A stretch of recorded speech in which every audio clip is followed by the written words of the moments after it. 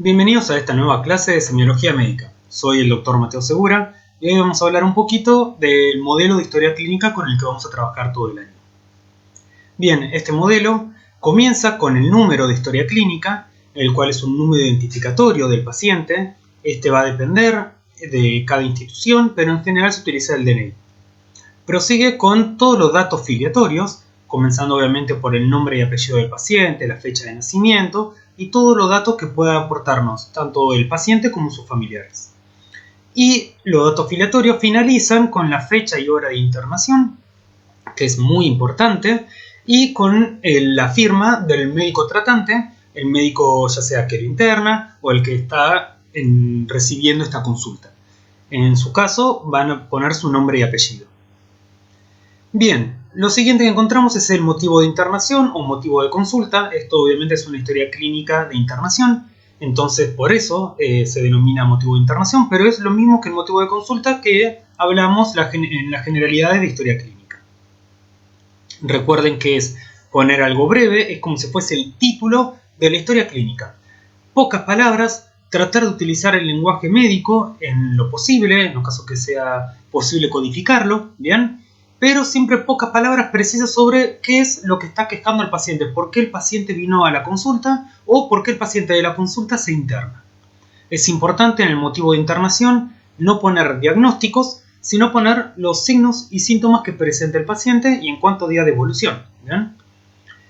Continuamos con enfermedad actual. En enfermedad actual vamos a historizar el motivo de consulta, es decir, ya relatar de forma cronológica cómo se fueron sucediendo los hechos, hace cuánto empezaron los síntomas, los signos, que se realizó alguna consulta por guardia o algún otro especialista, etc. Todo lo que nos pueda ir historizando sobre el motivo de consulta o el motivo de internación.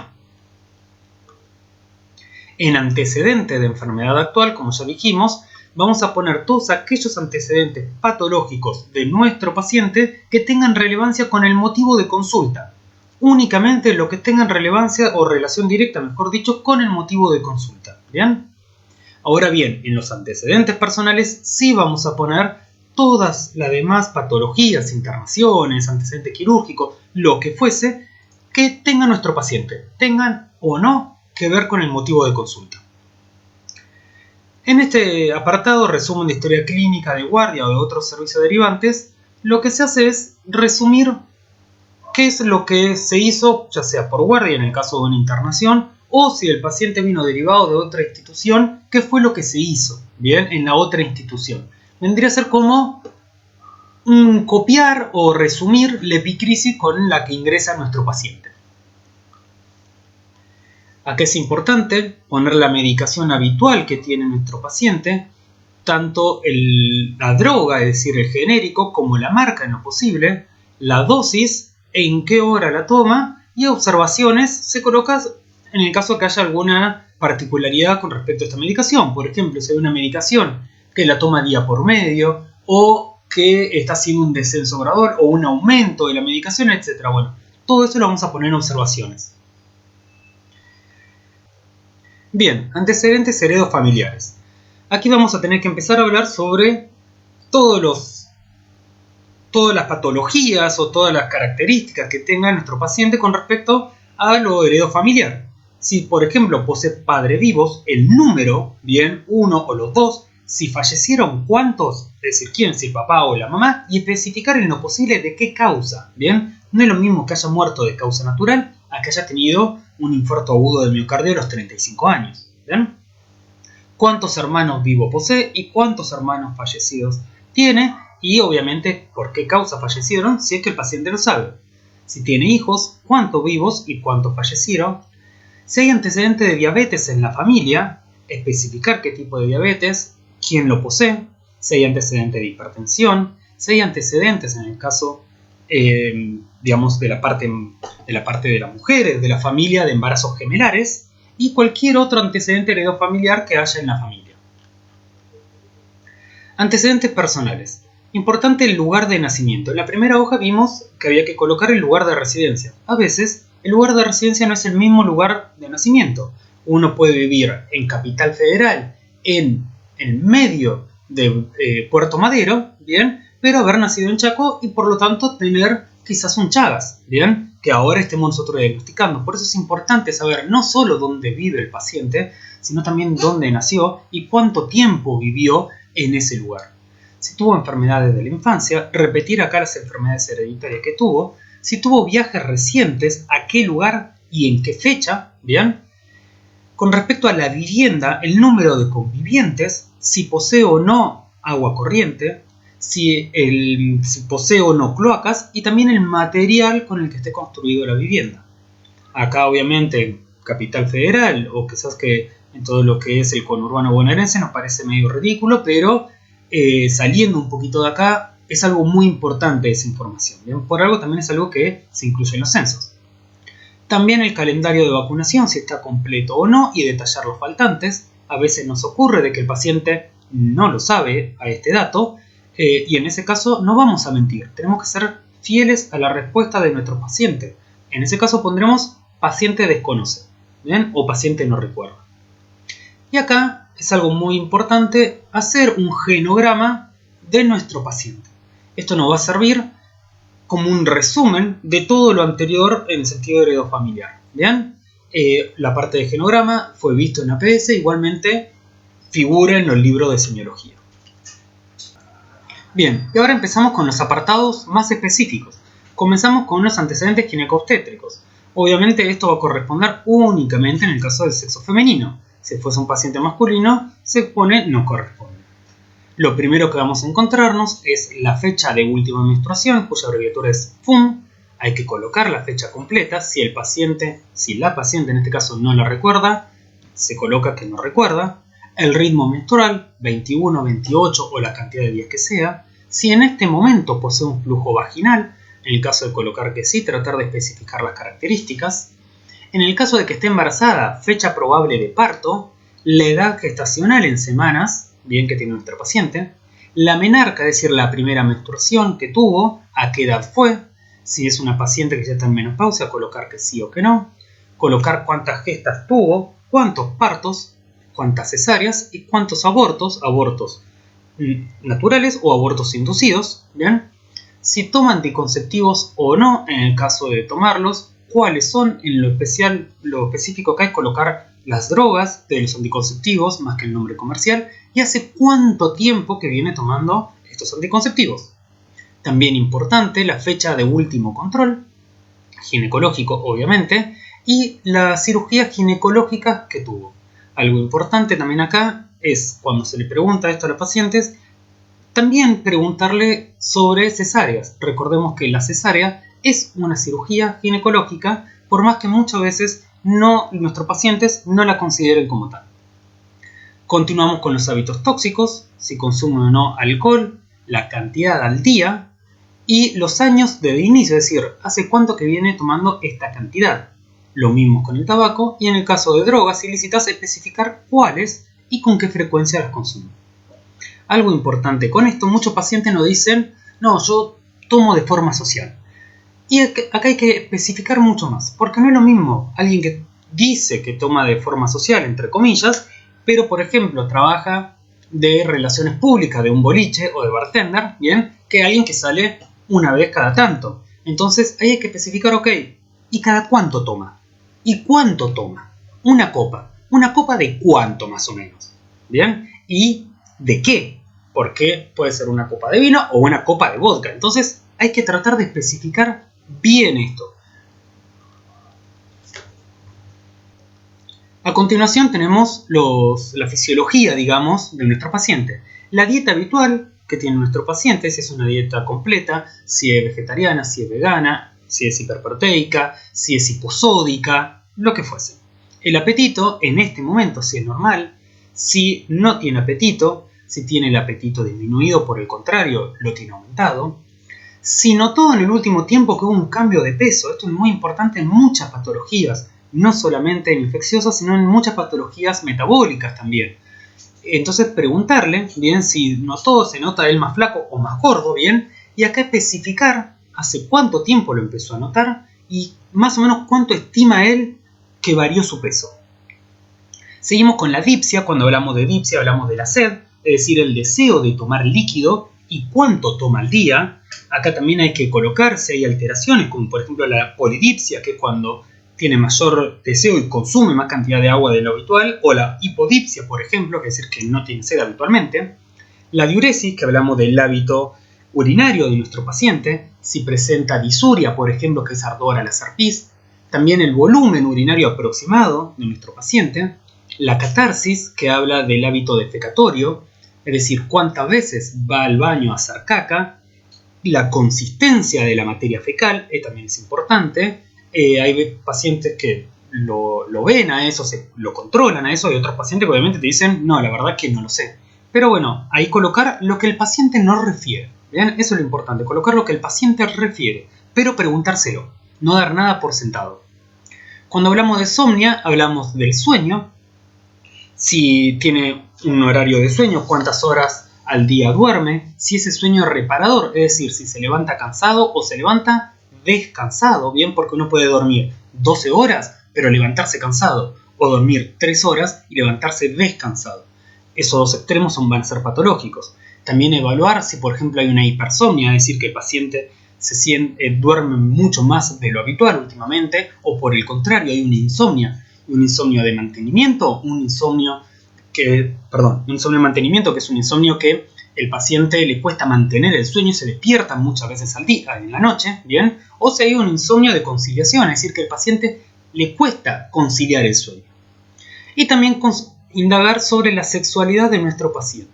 Es decir, este es un tema tabú, pero es muy importante porque nos da mucha información, ¿bien? Y nos acerca a determinadas patologías o factores de riesgo, ¿bien? Si nuestro paciente tiene pareja estable o no tiene, si cuando con sus parejas estables o no, se utiliza método de protección, ya sea preservativo, bien, un método de barrera, principalmente para lo que son enfermedades infectocontagiosas. Toda la información con respecto a la sexualidad hay que indagarlo, y lo importante acá, lo mismo que con el tema de drogas, alcohol y demás, es naturalizarlo. Si nosotros tenemos nuestros propios tabúes, son nuestros, no hay por qué proyectarlo en el paciente. Bien, entonces acá preguntarle al paciente, cuénteme cómo es su sexualidad, tiene pareja estable. Ahí el paciente no puede decir, sí doctor, estoy casado, y eso no es una respuesta, bien, porque puede estar casado pero tener múltiples parejas igual. Entonces uno indagar también sobre eso. Bueno, pero tiene únicamente relaciones con su esposo, con su esposa o con alguien más, y se cuida en las relaciones sexuales. No se cuida. ¿Hace cuánto que no se cuida? No se cuida nunca, se cuida a veces. No, sí doctor, me cuido. Perfecto. ¿Y cómo se cuida? Porque también tenemos que saber que hay muchos métodos anticonceptivos, y no todos los métodos anticonceptivos son métodos de barrera que previenen enfermedades de transmisión sexual. Bien, enfermedades, empezamos con las infecciosas: Chagas, sífilis, tuberculosis, hepatitis C, HIV. Bien, saber si nuestro paciente tiene o no tiene, si hace tratamientos o hizo tratamientos. Hay pacientes que saben, por ejemplo, que tienen HIV, pero actualmente decidieron no hacer o no tienen la posibilidad de hacer los tratamientos. Bien, lo mismo para sífilis: cuándo la tuvo, cuándo se le diagnosticaron, cómo fue ese diagnóstico. Enfermedades transmitidas por mosquitos, tanto el dengue, chikungunya, zika, fiebre amarilla, etc. y en qué año, y los tratamientos que realizaron. Importantísimo saber si tiene alergias o no, y eso es importante preguntárselo y especificarlo. Bien, si es alergia a algún medicamento, siempre se aconseja remarcarlo, bien, y para tenerlo siempre presente cuando uno va a instaurar un medicamento. Acá hay veces que van a notar en las historias clínicas que son reiterativas, pero lo importante es que sobre y no que falte información. Si nuestro paciente tuvo internaciones, en qué año y por qué motivo. Lo mismo para cirugías: en qué año la tuvo y por qué motivo. En este apartado pueden encontrar que nuestros pacientes te pueden decir de que lo internaron, pero no saben por qué. Es algo habitual, principalmente en gente mayor. Y ahí indagar, bueno, ¿por qué usted consultó a la guardia? ¿O qué le dijo el médico? ¿Qué le hicieron? ¿Qué tratamiento le dieron? Y después de eso, ¿qué pasó? Y ahí muchas veces obtenemos la información de por qué el paciente se internó o por qué lo operaron a nuestro paciente. Bien, continuamos con el interrogatorio, pero por sistemas ahora. Bien, primero el aparato respiratorio, el aparato cardiovascular, digestivo, urinario, nervioso, endocrino metabólico, osteomioarticular, hematológico y otros antecedentes. ¿Bien? Acá no es que estamos examinando a nuestro paciente, todavía no llegamos al examen físico propiamente dicho. Aquí estamos en el interrogatorio, en la anamnesis. Bien, acá vamos a ir marcando si el paciente presenta tos, expectoración, hemoptisis, si tiene antecedente de asma, de POC o de alguna patología respiratoria, pero únicamente lo que nos refiere nuestro paciente. Bien, estamos en interrogatorio en toda esta parte. Bien, en otros, obviamente, pondremos si hay alguno que no figure en todo lo anterior. Y recién ahora empezamos con el examen físico. Como vimos en el seminario, en la clase de introducción a la semiología, lo que es el examen físico comienza con los signos vitales. Bien, importantísimo no olvidarse, no poner únicamente el valor, sino también la unidad con la que estamos midiendo o trabajando. Bien, seguimos con el estado de conciencia, el estado de hidratación, el decúbito, sonda, piel y fanera, etc. Ahora vamos a detenernos acá únicamente, ya que hasta ahora llegamos a los signos vitales. Mientras vayamos siguiendo con las siguientes clases, seminarios y demás, vamos a ir viendo cada uno de estos apartados sobre cómo ir completándolo y qué significa cada una de las cosas. ¿Bien? Tanto en condiciones fisiológicas como en condiciones patológicas. ¿Bien? Bueno, este es un breve resumen para que tengan sobre cómo completar nuestro modelo de historia clínica. Recuerden que este modelo de historia clínica lo vamos a trabajar todo el año, por ahora de forma virtual, por toda esta situación, pero cuando empecemos con los seminarios y con los trabajos prácticos, va a ser importante que los lleven impreso, ya sea para ir siguiéndolo como para ir completándolos mientras lo vamos viendo.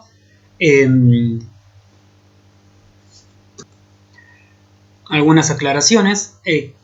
En general, las instituciones, cada institución, cada hospital, y dentro de cada institución u hospital, cada servicio a veces tiene su propio modelo de historia clínica porque le dan mayor relevancia a algún sistema que a otro o determinadas características, pero todos en general cumplen con las mismas normas. Fue por eso que desde la cátedra de semiología decidimos hacer nuestro propio modelo de historia clínica, y en este caso es bastante extenso, como habrán visto, son 14 hojas, pero fundamentalmente para que les sirva también como una guía para cuando realizan el interrogatorio, cuando realizan el examen físico, de qué cosas tienen que preguntar, qué cosas tienen que servir, y que esto también sea un ejercicio, ¿bien?, para complementar todo lo que es el examen físico. Recordemos, como vimos también en el seminario de historia clínica, que tenemos que anotar todo en historia clínica. Lo que no está anotado legalmente no está hecho. Ustedes pueden decir, no, bueno, yo lo pregunté, yo lo hice, pero si no está anotado, no existe. ¿Bien? Recordemos también que la historia clínica no es únicamente un documento legal, sino que principalmente es un documento médico. Es la forma que tenemos de comunicarnos con nuestros colegas. Por lo tanto, si nosotros lo hacemos de forma consciente, lo hacemos de forma completa, también le estamos brindando mayor información a nuestros colegas para que puedan proseguir con el estudio del paciente, el tratamiento y demás. ¿Bien? Es algo también importante saber de que hay que completarlo de forma prolija, ordenada. Bien, no hay que borrar, no se puede usar corrector en la historia clínica. En el caso de tachar, de ser necesario tachar, uno escribe y si me equivoqué en el apellido, por ejemplo, y no quiero rehacerla, hago una línea recta, bien, que tache la palabra que quiero eliminar, pero que se pueda leer. Bien, es importante esto, no es hacer un tachón y que no se vea absolutamente nada. Es simplemente una línea. Si quieren pueden poner entre paréntesis anulado, bien, y colocar lo que sea necesario después. ¿Bien? Pero es importante en esto que sean prolijos, que no tengan errores de ortografía, tanto de vuelta por una cuestión médica como por una cuestión legal. Bien, y para ir finalizando, ya me estaba olvidando de la parte del apartado de resumen semiológico que está en la hoja 12. Bien, que acá es donde vamos a consignar únicamente los datos positivos que encontremos en todo nuestro examen físico. Bien, las impresiones diagnósticas, es decir, cuáles son nuestros diagnósticos presuntivos de nuestro paciente. Siempre acá lo importante es colocar en primera línea el que nosotros creemos que sea el diagnóstico, pero traten de pensar otros diagnósticos posibles. ¿Bien? De esa forma también uno le permite abrir el abanico de posibilidades y eso permite también un estudio más completo de nuestro paciente. El plan diagnóstico no lo vamos a ver este año, lo vamos a ver a partir de medicina interna, que es en base a cada diagnóstico los tratamientos que vamos a ir instaurando, lo mismo que en el plan terapéutico. Y acá ya comienzan las evoluciones diarias, donde en las evoluciones diarias se va poniendo día a día cómo va evolucionando nuestro paciente, qué tratamientos médicos se instauró, cuáles son las respuestas, ya sean positivas como negativas, también si se realizaron interconsultas y todo lo que hagamos con respecto a nuestro paciente. Y con esto ya damos por finalizada esta clase.